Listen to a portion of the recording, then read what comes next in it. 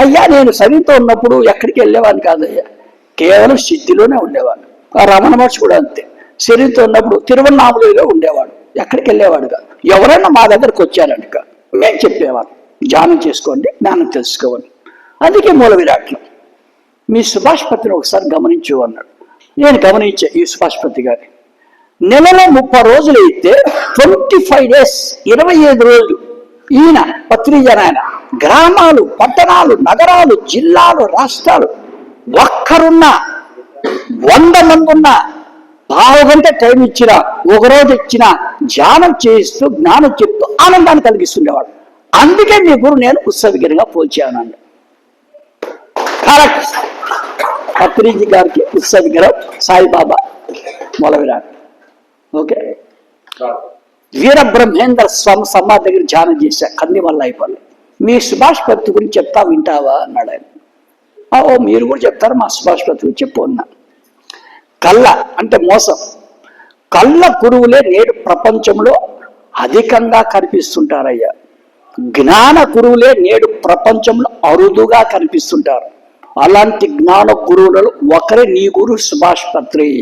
నువ్వు ఆయన అడుగుజాల్లో జీవిస్తూ నీ జన్మ దండం చేసుకోవాలి. వీరబ్రహ్మేంద్ర స్వామి ఎంత గొప్పవాడు మీకు తెలుసు, నాకు తెలుసు. భవిష్యత్తులో 100,000 సంవత్సరాలు జరిగేది తన ధ్యానంలో చూసి అవన్నీ కాలజ్ఞానంగా రాసి అన్ని అలాగే జరుగుతున్నాయి. అంత గొప్పవాడు చెప్పాడు సుభాష్పత్రి గొప్పతనం గురించి.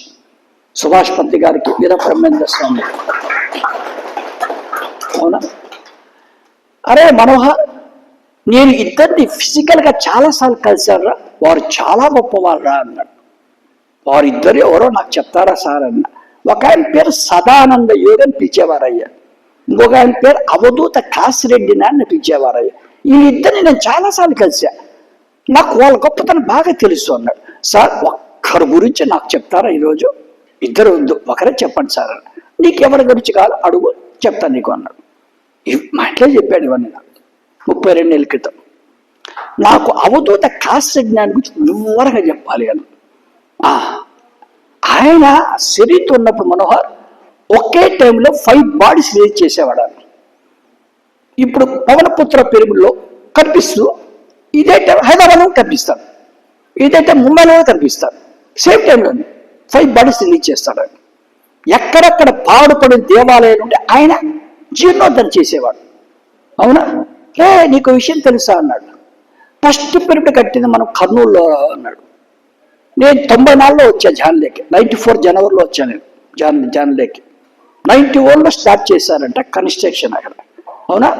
ఆ కట్టేటప్పుడు సుభాష్పతి దగ్గరికి కర్నూలుకి వచ్చాయంట కాసిరెడ్డి నాయన. నువ్వు ఏదో పిరమిడ్ కడుతున్నావో తెలిసింది, నా డబ్బులు కూడా ఇస్తా, ఉపయోగించుకో అన్నాడట.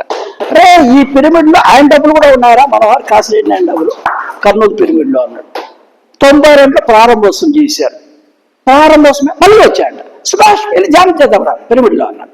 నేను ఆయన వెళ్ళి ధ్యానం కూడా చేశాను కర్నూలు పిరమిడ్లో. గురువుగారు నన్ను కూడా తీసుకెళ్ళండి ఆయన దగ్గరికి అన్నాడు. నీకు ఛాన్స్ లేదురా మనోహర్ అన్నాడు. ఆయన బాడీ వెకెట్ చేశాడు అన్నాడు. కనీసం ఆయన సమాధి ఎక్కడుందో చెప్పండి, నేను ఆయన దగ్గర ధ్యానం చేసుకుంటా అన్నా. ఆయన సమాధి దగ్గర నేను ధ్యానం చేయాలంటే ఎటో కలవలేకపోతున్నా ఫిజికల్గా, కానీ ధ్యానం అన్న సమాధి దగ్గర చేద్దాం నా కోరిక సార్ అన్న. అడవిలో ఉంది ఆయన సమాధి, వెళ్తావా అన్నాడు. ఎస్ వెళ్తా సార్ అన్నాడు. అయితే కడప జిల్లాలో ఉంది జ్యోతి అనే ఒక అడవిలో ఆయన సమాధి అన్నాడు. నేను వెళ్ళిపోయా ఆ జ్యోతికి, వెళ్ళి ఆయన సమాధి దగ్గర ధ్యానంలో కూర్చున్నాను. నాకు మెసేజ్ చేయనడు, నీకు సుభాష్పతి గురించి చెప్పాలనుకుంటున్నా, చెప్పమంటావా అన్నాడు. మీరు కూడా సుభాష్పతి గురించి చెప్తారా? చెప్పండి అన్న. శరీర పరంగా చూస్తే అన్ని దానాలకల్లా గొప్ప దానం అన్నదానం అయ్యా. మనిషి అంటే కేవలం శరీరమే కాదయ్యా, ఆత్మస్వరూపం కూడా. ఆత్మపరంగా చూస్తే అన్ని దానాలకల్లా గొప్ప దానం జ్ఞానదానం అయ్యా. నా సమక్షంలో ఎప్పుడు విరివిగా అన్నదానం జరుగుతుంది. నీ గురు సుభాష్పతి పక్షంలో మాత్రం ఎప్పుడు జ్ఞానదానం జరుగుతుంది. అదే నీ సుభాష్పతి గొప్పతనం.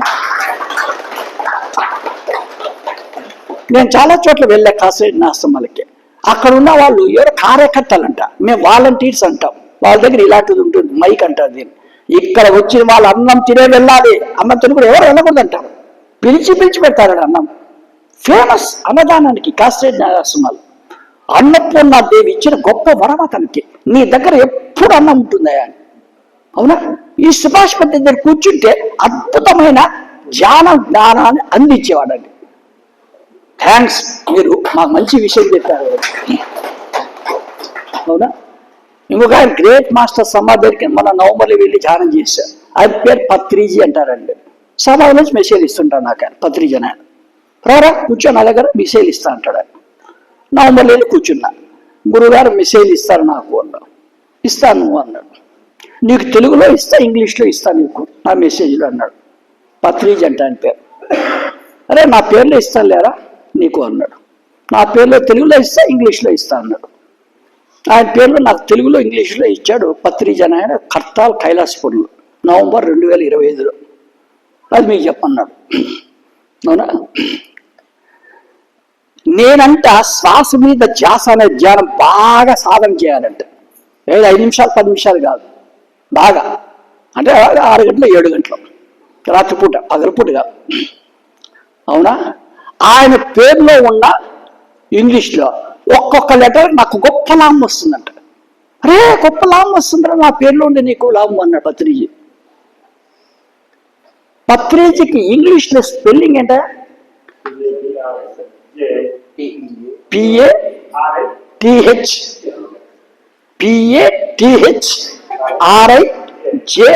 అతని పేర్లో స్పెల్లింగ్ అంట. ఆయన నాకు ఒక్కొక్క లెటర్లో ఎంత గొప్ప లాభం వచ్చిందో శ్వాస మీద జాస్తిలో చెప్పాడు. వచ్చాయి నాకు అవన్నీ లాభాలు. కరెక్ట్ సార్ మీరు చెప్పింది. ఆయన పేర్లో ఫస్ట్ లెటర్ ఏంటి? P. ప్రజెంట్లోనే నేను జీవిస్తూ ఉంటా, వర్తమానం అంట. ఈ సుభాష్ పత్రి పరిచయం కాకముందు నేను 6 నెలల కింద ఏం జరిగింది, 10 ఏళ్ళ కింద ఏం అప్పుడు ఆలోచిస్తుండేవాడిని. ఇప్పుడు నేను ఆ ఆలోచనలే ఆలోచించాను, నాకు అవసరం లేదు. ఈ సుభాష్ పత్రి పరిచయం కాకముందు నాకు 6 నెలల తర్వాత నాకేమవుతుంది, 3 ఏళ్ళ తర్వాత ఏమవుతుంది అని ఆలోచించేవాడు. ఇప్పుడు నేను ఆలోచించాను. నేను ఎప్పుడు వర్తమానంలోనే జీవిస్తా, ప్రజెంట్లో పర్ఫెక్ట్గా జీవిస్తా. ఇలా జీవించినప్పుడు గతంలో ఉన్నవన్నీ మాత్రం క్లీన్ చేసేసుకుంటాను నేను. అవునా? భవిష్యత్తు అద్భుతంగా ఉంటుంది నాకు. అది వచ్చింది నాకు ఈ సుభాష్ పత్రి వల్ల. శ్వాస ధ్యానం చేస్తూ థ్యాంక్స్ గురుగారు మీకు, నాకు వచ్చింది అలా సార్. 2వ లెటర్ ఏమిటారు నా పేరులో అన్నాడు. అవేర్నెస్తో నువ్వు జీవిస్తావు అన్నాడు. ఎరుక. పవనపుత్ర పిరమిడ్లో క్లాస్ చెప్పేటప్పుడు నేను ఎరుకతో చెప్తూ ఉంటాను. నా దగ్గర కూర్చున్న వాళ్ళు పవనపుత్ర పిరమిడ్లో నేను చెప్పేది ఎరుకతో వింటుంటారు అక్కడ. అవునా? నన్ను రామాంజనేయులు అనే వ్యక్తి ఎరుకతో మోటార్ బైక్ డ్రైవింగ్ చేసుకుంటూ తీసుకొస్తాను పిరమిడ్కి, బస్ స్టాండ్ నుంచి. థ్యాంక్స్ రామాంజనేయులు గారికి. బైక్లో తీసుకొచ్చాను, ఎరుకతో తీసుకొచ్చాను. బాగా ఎరుకు ఉంది అతనికి, లేకపోతే ఎక్కడ దొబ్బేసేవాడు ఎరుకు లేకపోతే.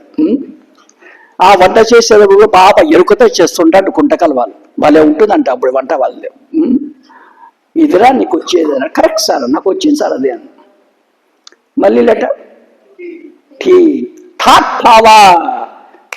ఏది రిలీజ్ చేస్తారో జరిగిపోతుంది అంతే నాకు. అంటే నేను రిలీజ్ చేసా హైదరాబాద్లో. క్లాసులు కావాలని నేను చెప్పడానికి వెళ్తున్నాను. అవునా? కర్నూలు జిల్లాలో 3 రోజులు 6 క్లాసులు అనుకోని బోనస్ క్లాస్ గుంటకల్లో వచ్చింది రామకృష్ణారెడ్డి ద్వారా. థ్యాంక్స్ గుంటకల్ రామకృష్ణారెడ్డి. బోనస్.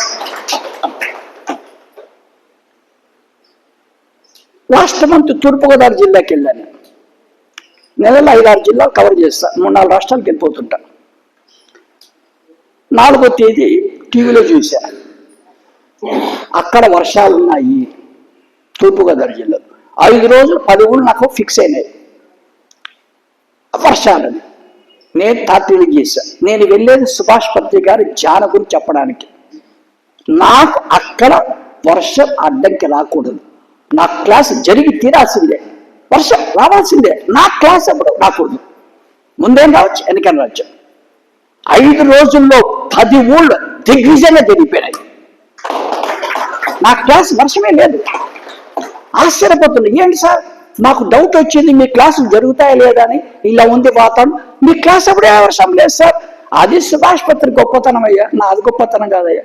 ఆ శ్వాస మీద ధ్యాస ధ్యాన గొప్పతనం అది వచ్చేసి నాకు తప్పవ ఫ్రీగా. రెండో లెటర్ హెచ్, PATH. రామకృష్ణాడు గారు చేసింది ఏం తెలుసా, నాకు ఏం చేసింది ఏం తెలుసా, హెల్పింగ్. హెల్ప్ చేశారు నాకు ఈ క్లాస్ ఇవ్వడానికి, అవునా కదా? రామాంజనాలు హెల్ప్ చేశారు నాకు మోటార్ బైక్లు తీసుకురావడానికి, అవునా? ధ్యానం చేస్తే వచ్చింది హెల్పింగ్ నేచర్. రామకృష్ణాడు ఇలాగ రాదు, అవునా కదా? అది వస్తుందిరా నీకు అన్నాడు. ఏ విధంగా హెల్ప్ చేద్దామా మనము, అదే మానవత్వం అంటే. హెల్పింగ్ లేకపోతే మానవత్వం కాదు, అది అది వస్తుంది శ్వాస మీద ధ్యాస ధ్యానం చేసేవారికి. కరెక్ట్ గురుగారు అన్న.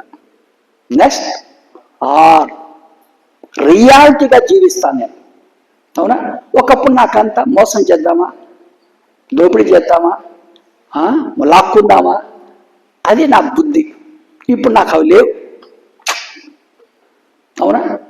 వాడెవడో రత్నాకరుడంట, అందరినీ చంపేసేవాడంట, దొంగతనం చేశాడు. వానికి ఎవడో శ్వాస మీద ధ్యాస నేర్పించాడు, వాడే రామాయణం రాసి వాల్మీకి అయిపోయాడు. సేమ్ వ్యక్తే. వాడెవడో అంగుళీమాలుడంట, నీళ్లు నరికేసేవాడంట వాడు. ఆయన ఎవరు బుద్ధుడంట, ఆనాపానసతి ధ్యానం నేర్పించాడంట. ఫినిష్. సేమ్ వ్యక్తి మారిపోయాడు. అదిరా మనోహర్ నీకు వచ్చే లాభం, శ్వాస మీద ధ్యాస. నా పేర్లో లాభం అన్నాడు. వచ్చేసేసి గురుగారు నాకు PATH RI. ఇంటలెక్ట్ వస్తుంది నాకు, బుద్ధి కుశలత. ఒకరికి 100 రోజులు కూడా ఆ సమస్యకు పరిష్కారం రాదు వాళ్ళకి. నా దగ్గరకు వస్తారు, 10 నిమిషాలు జాలో కూర్చుంటా, వాళ్ళు చెప్పేస్తా సమస్య పరిష్కారం. అది వస్తుంది నాకు. శ్వాస మీద ధ్యాస ధ్యానం గొప్ప లాభం, అవునా? PATH RI. నెక్స్ట్ J, జీవించి ఉండగానే ముక్తి స్థితిలో ఉంటాను నేను. చచ్చిత దౌడికాలు ముక్తి. బతుకున్నప్పుడే జీవించున్నప్పుడే ముక్తి స్థితి వస్తుంది శ్వాస మీద ధ్యాస ధ్యానం చేస్తే బాగా, అవునా? చివరి letter I. Who am I, నేను ఎవరో నాకు తెలిసిపోతుంది. ఒకప్పుడు నాకు తెలియదు నేను ఎవరో, తెలిసిపోయింది నాకు. ఐ ఆమ్ ద సోల్, నేను ఆత్మని. ఆత్మకు ఎప్పుడెప్పుడు ధ్యానంలో గడపదామా అని ఇష్టం.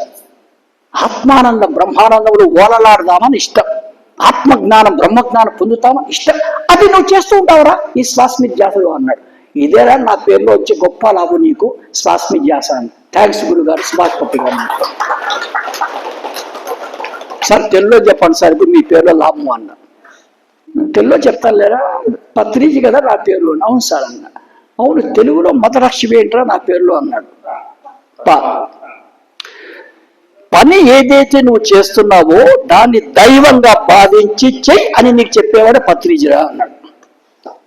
పని నేను ఏదైతే చేస్తున్నానో దాన్ని దైవంగా భావించి చెయ్యి అని నాకు చెప్పేవాడే పత్రిజి అంట. ఇప్పుడు నేనే పని చేస్తున్నా, ధ్యాన ప్రచారం. నాకు వేరే పని లేదండి, ఏ పని లేదు.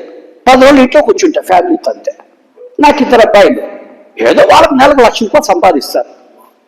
ఆ డబ్బులు చాలు నాకు. నా పని ఇది, వాళ్ళ పని అది. మరి ఈ పని ఎలా చేయాలి నేను?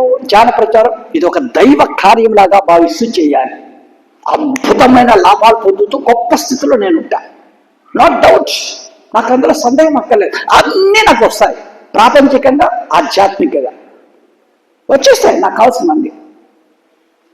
నేను అలా కాకుండా విసుక్కుంటూ తిట్టుకుంటూ ధ్యాన ప్రచారం చేశాను అనుకో, నో యూస్, ఏం ప్రయోజనం లేదురా నీకు అన్నాడు.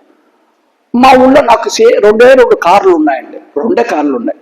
నేను ఎప్పుడైనా కార్లోనే వెళ్తా, కానీ నన్ను కొన్ని చోట్ల బైక్లో తీసుకెళ్తాం సార్ మిమ్మల్ని అంటారు వాళ్ళు. నన్ను బైక్లో తీసుకెళ్తారు వాళ్ళు. కొన్ని చోట్ల మేము సైకిల్లో తీసుకెళ్తాం సార్ మిమ్మల్ని అంటారు. కొన్ని చోట్ల నన్ను నడుచుకుంటూ రా సార్ మా ఊరికి అంటారు. కొన్ని చోట్ల నిలబడి 2 గంటలు బస్సులో నిలబడి తీసుకెళ్ళన్నారు జానపచారానికి. నేను మా ఇంట్లో ఏసీ రూమ్లో పడుకుంటా, అక్కడ నాకు చాపేసి నేల మీద పడుకోమంటారు ఆ ఊళ్ళల్లో. మా ఇంట్లో నేను వెండి కంచంలో తింటా, వాళ్ళేమో స్టీల్ కంచంలో పెడతారు గుంటకల్లో. సుభాష్ పత్రి ఏంది ఇలా పెట్టావు నాకు, చెయ్యి ఇట్లా ఇట్లాంటి పని ఇచ్చావు నాకు, చూసుకుంటున్నా తిట్టుకుంటున్నా, లాభం లేదు నాకు. అవునా, ధ్యాన ప్రచారం చేస్తున్నా, తిట్టుకుంటున్నా, తీసుకుంటున్నా. ఇదే మీ పేరేం పేరు? అనురాధ. ఏదో మేడం గారు వెళ్తూ సార్ మా ఇంటికి వస్తారా అని అడిగింది. అలా ఇప్పుడే మీ ఇంటికి అన్నా.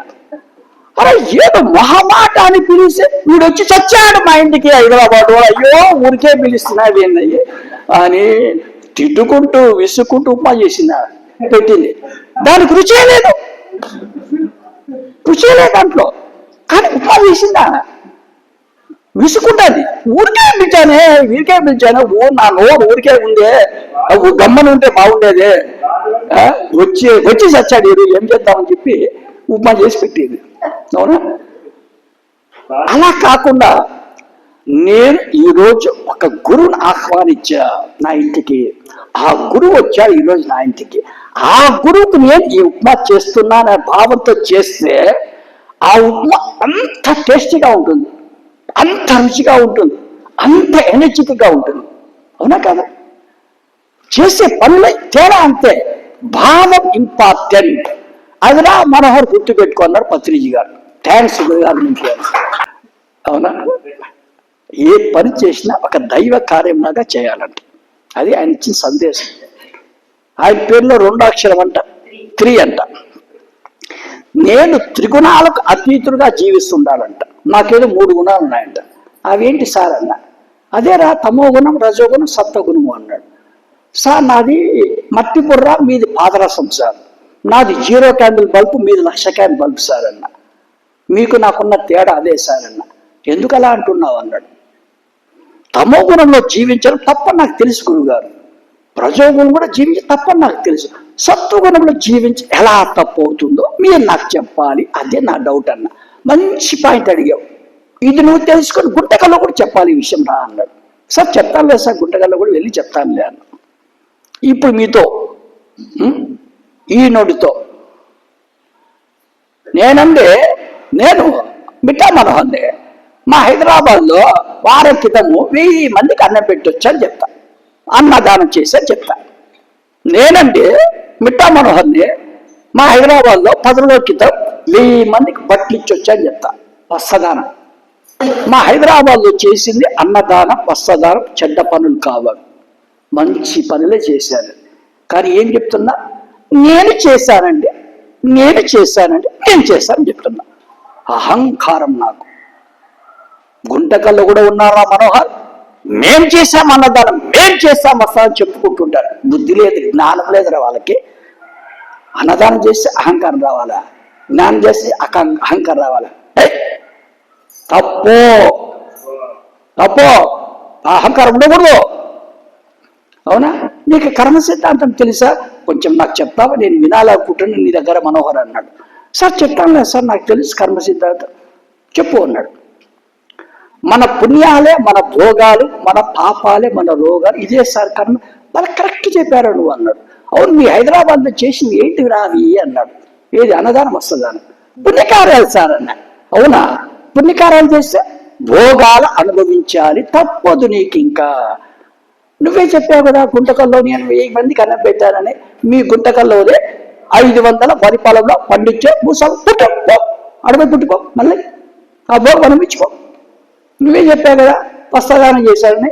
అదేదో బెంగళూరులో 2 పెద్ద బట్టలు మిల్లుగా పుట్టు, అక్కడ పోయి భోగాలు అనిపించు. తప్పదు నీకు, నువ్వే చెప్పుకున్నావు అనువులలో. వేరే 10కి మాల వెదవా, ఇప్పుడు 400 జన్మ పుట్టి చచ్చావు. ఆ భోగాలు అనిపించడే మళ్ళా పుడతావా, గుట్టకల్ల పోయి బెంగళూరు పుడతావా? బుద్ధి లేదా నీకు, జ్ఞానం లేదా? సార్ నాకు వద్దు సార్, నాకు వద్దు మళ్ళా పుట్టడం, మీరే చెప్పండి, దానికి మీరే చెప్పండి. ఇప్పుడు వచ్చే పాయింట్కి, నీవు ఎవరిని బాగా ఎక్కువ ఇష్టపడతావో నాకు చెప్తావా అన్నాడు. నీకు ఎవరంటే ఇష్టం ఎక్కువ అన్నాడు. నాకు సుభాష్ పత్ర అంటే భలే ఇష్టం, పత్రిజీ అంటారు సార్ ఆయన్ని అన్న.